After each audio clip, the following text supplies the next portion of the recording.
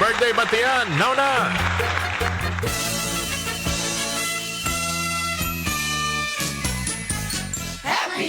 Batiin na natin mga kababayan para kainan na. Maligayang karawan Presi Flores ng San Roque, Paumbong, Bulacan. Nanay Presi, happy birthday. Mula kay Baay Flores. Maligayang kaarawan, Nanay Erlinda Adolfo. Nanay Erlinda, 62nd birthday today. From Jimmy, Jing, and Jade. O ito, 67th birthday naman, Linda Baldosa Pedraha ng Tanay Rizal. Mga taga-Tanay, kumusta ho kayo dyan? Happy birthday, James Riego de Dios. Birthday pala ngayon ni James. Mula kay Attorney Rohel Morena Ronquillo. Attorney, magandang umaga po. Sino bang kasabay nyo nagdiriwan ng karawan today sa ating lipunan? Yung artistang si Maureen Larrazabal nagdiriwan ng karawan.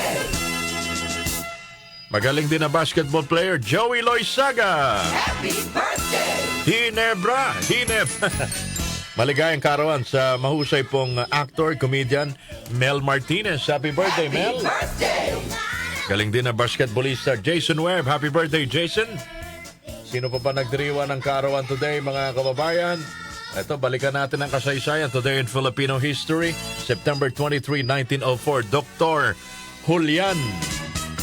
Julian Salcedo Jr. pinanganak sa Pasay City, mga kababayan. Sino ba si Dr. Juan Sanchez Salcedo? A Filipino physician, scientist, and public servant.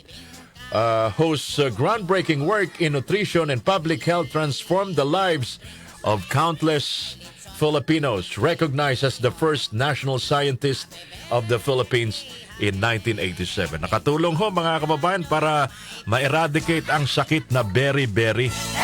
Birth anniversary of Dr. Juan Sanchez Salcedo Jr. 5:32 in the morning. Magbabalik tayo. Standby.